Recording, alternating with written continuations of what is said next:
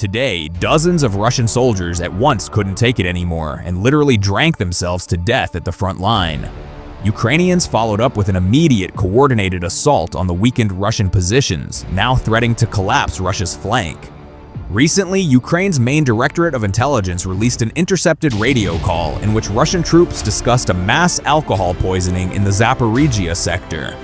According to one soldier, 10 bodies were discovered at an observation post after the troops stationed there had reportedly drunk themselves to death.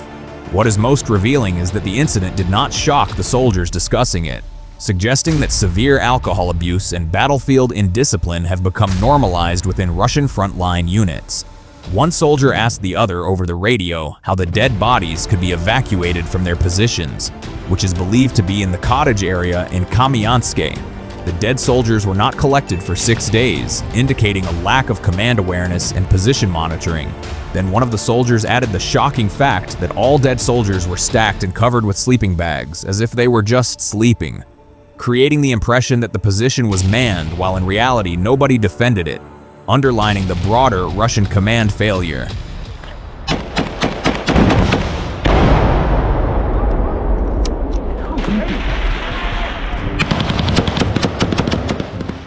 The fact that the bodies remained at the position for 6 days before anyone realized the soldiers were dead highlights that commanders didn't track or care whether such a forward post was functioning, supplied, or combat capable.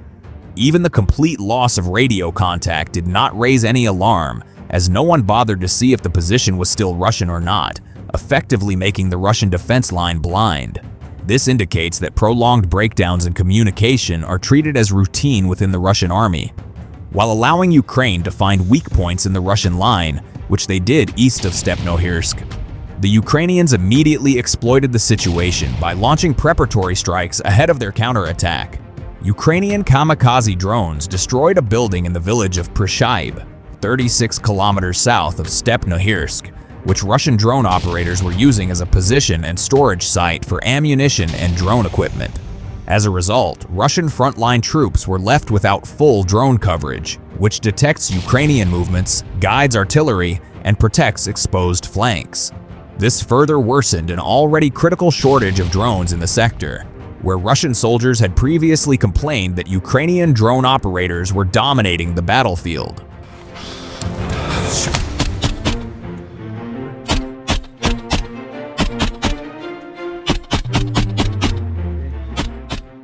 After the Russian frontline units were left exposed, Ukrainian artillery struck Russian soldiers positioned in the Mali-Shcherbaki area, which was important to suppress before the flank attack could begin. Further west, near Stepov, Ukrainian drone operators attacked Russian personnel and shelters using FPV drones and drone-dropped grenades. They also targeted Russian radio antennas to disrupt communications with commanders and interfere with drone operations. These strikes were intended to weaken Russia's local communications and immediate defensive response, while also securing Ukraine's eastern flank ahead of the assault.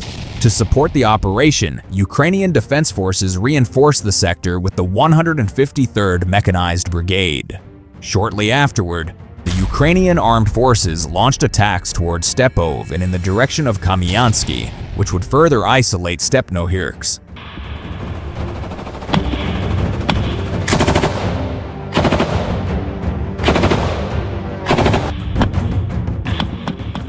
This comes at a critical moment for Russian forces, being hit by two problems at the same time: struggling to contain Ukrainian Special Operations Forces infiltrating Stepnohirsk, while facing the risk of its logistics through Kamyanske being completely cut off from the east.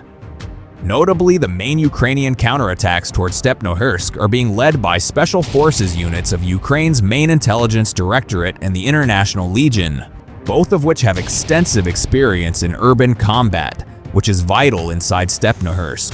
Despite Russia redeploying airborne assault units to halt the Ukrainian advance, these forces are steadily being pushed back, proving the seriousness of the breach. Meanwhile, Ukrainian special forces assaulted a Russian position in a wooded area east of Kamyanske. After covertly approaching the position and conducting tactical drone reconnaissance, the Ukrainian troops launched the clearing operation against the Russian dugouts.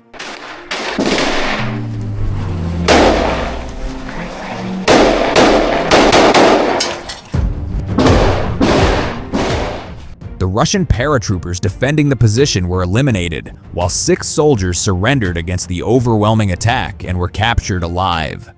As a result of the counterattack, Ukrainian forces pushed back the Russian flank and narrowed the Russian maneuver space, worsening the cut-off threat.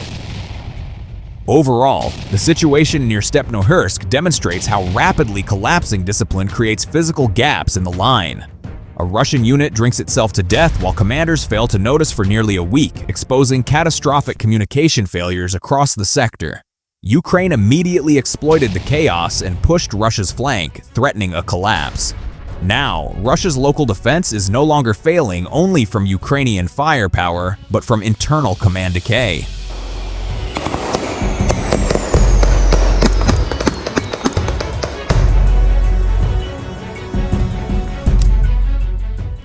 Under these conditions and the repeated mechanized assault failures, the Russians were forced into increasingly desperate tactics, switching to small-scale infantry infiltrations, hoping to establish a foothold inside the village. However, even this was a tactical failure because the forest lines that once provided concealment have been devastated to the point where only tree stumps remain, offering no cover from Ukrainian reconnaissance drones.